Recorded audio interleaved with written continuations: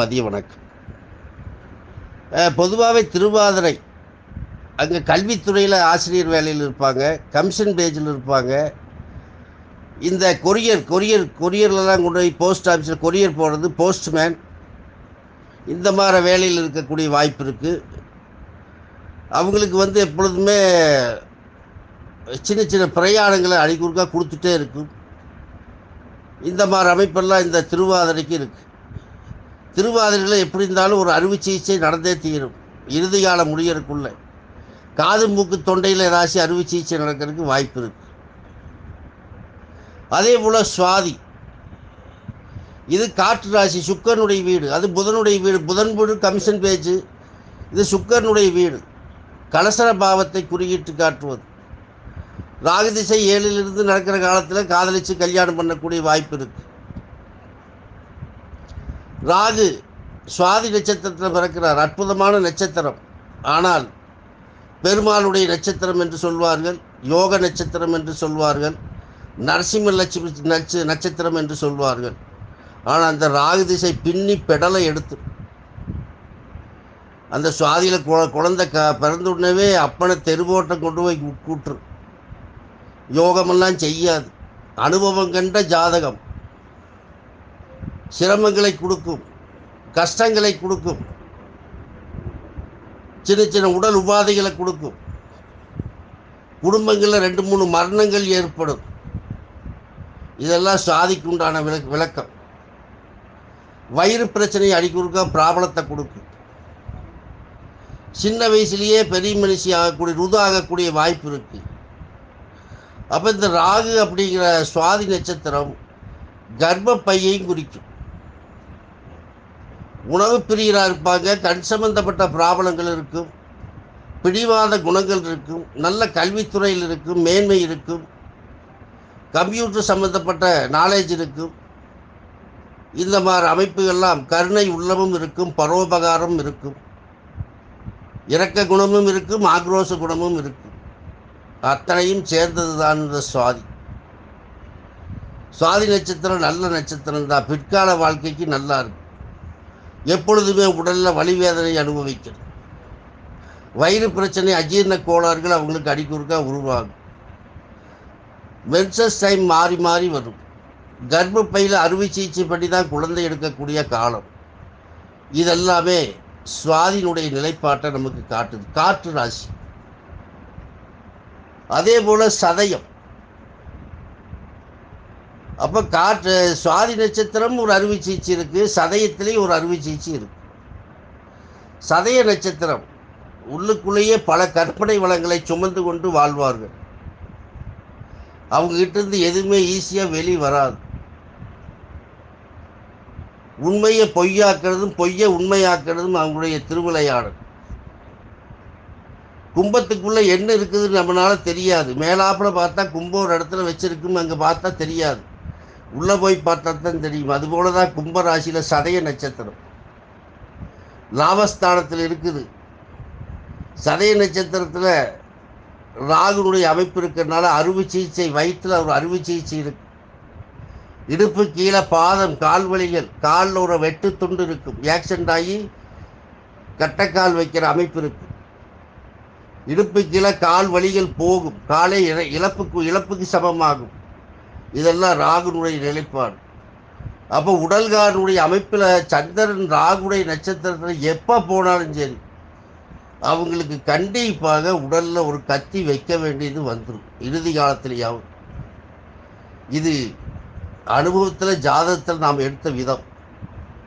அப்போ ராகு போதகாரன் தான். மூச்சு காற்றுக்கு அதிபதி ஆகிறார். கண்ணுக்கு தெரியாத மாய கிரகம். அதனால் எல்லாம் இன்னைக்கு இந்த பிரபஞ்சம் ராகுடைய நிலைப்பாட்டில் தான் ஓடுது. அதுதான் விஞ்ஞானங்கள் இவ்வளவு முன்னேற்ற பாதை ஓடுகிறது. கம்ப்யூட்டர், செல்லு எல்லாமே பே பண்ணுறது, பணம் இருந்து எல்லாமே பேங்கு, இந்த கூகுள் பே இதுலேயே பண்ணக்கூடிய நிலையெல்லாம் மாறிவிட்டது. கை நாட்டுக்கு இங்கே வேலை இல்லாத காலமாக மாறிவிட்டது.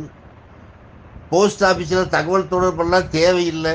நம்ம லெட்டர் எழுதிட்டு போய் சேரணுங்கிறதெல்லாம் இல்லை. அடுத்த நிமிஷம் எல்லா பக்கம் போயிடுது. அந்த மாதிரி ஒரு அமைப்பு இல்லாமல் இந்த ராகு நமக்கு 35 ஆண்டுகளாக இருக்கக்கூடிய ராகு நல்ல வளர்ச்சியை கொடுத்திருக்கிறார். உலகத்தில் நல்ல வளமான வாழ்க்கையும் வளர்ச்சியும் கொடுத்து கெட்டதும் நல்லதையும் ரெண்டும் கலந்து கொடுத்து உட்கார்ந்துருக்கிறார். அவர் உட்கார வச்சா கோபுரத்தில் கொண்டு உட்கார வச்சு அழகு பார்ப்பார். கடைசியில் அவருடைய புத்தி முடிகிற காலத்தில் குப்பமேட்டில் கொண்டு தள்ளி விட்டு போட்டு போயிடுவார். இது அவருடைய நிலைப்பாடு. அப்போ சதய நட்சத்திரத்தில் வரவங்க எத்தனை பேர் தெருவோரத்தில் கையேந்து நிற்கிறான். சுவாதி நட்சத்திரத்தில் பிறந்தவங்க எப்போ கோயில் பக்கத்தில் போய் காசுக்கு உண்டியலுக்கு பிச்சைக்காரனாட்டம் உட்கார்ந்துருக்கிறான். திருவாரூர் வைக்கிறவங்க சிவன் கோயிலில் பாட்டு பாடிட்டு பிச்சை எடுக்கிறவனும் இருக்கிறான்.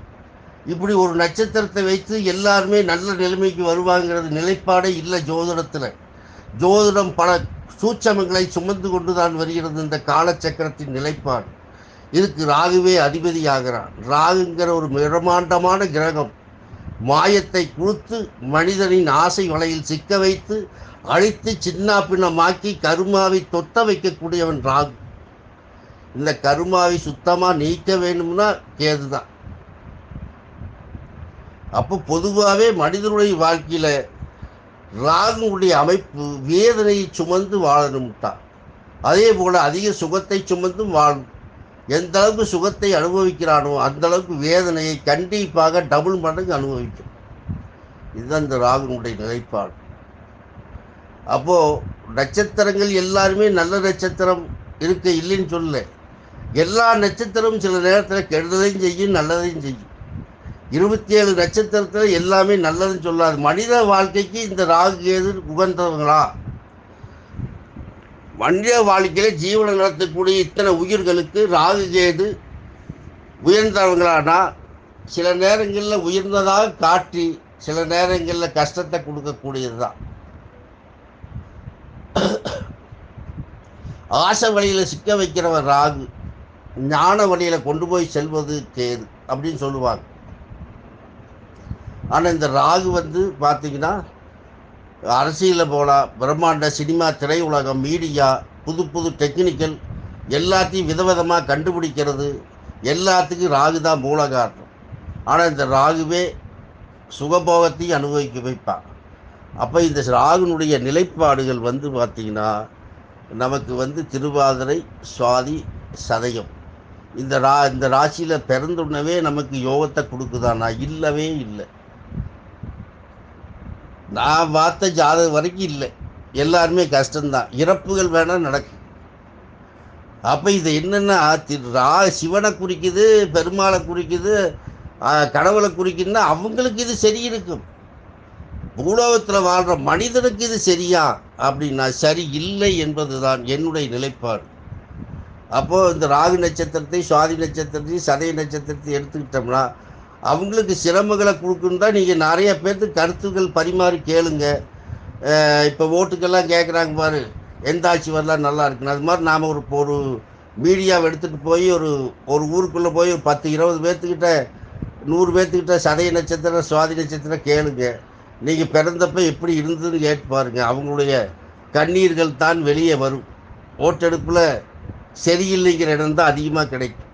இந்த மாதிரி நிலைப்பாடு தானுங்க ஐயா ஓடிட்டுருக்கு. அப்போ இந்த ராகுனுடைய நிலைப்பாடும் கேதுனுடைய திருவாதினுடைய நிலைப்பாடும் சுவாதியுடைய நிலைப்பாடும் சதயத்துடைய நிலைப்பாடும் ஒரு அறுவை சிகிச்சை சார்ந்து மெடிக்கல் டிபார்ட்மெண்ட் மருத்துவத்துறைக்கும் இவங்களே தான் இருக்கிறாங்க. இதெல்லாமே இவங்களை கூடி வரும் செவ்வியரும் அவங்களே இருக்கிறாங்க. இதெல்லாம் இவங்களை தேடி வந்தாலும் இவங்களுடைய அமைப்பிரகாரம் வலி வேதனையை வாழ்க்கையில் அனுபவித்தே தீர வேண்டும் என்று சொல்லி என்னுடைய பதிவை நிறைவு செய்கிறேன். நன்றி, வணக்கம், வாழ்க வளமுடன்.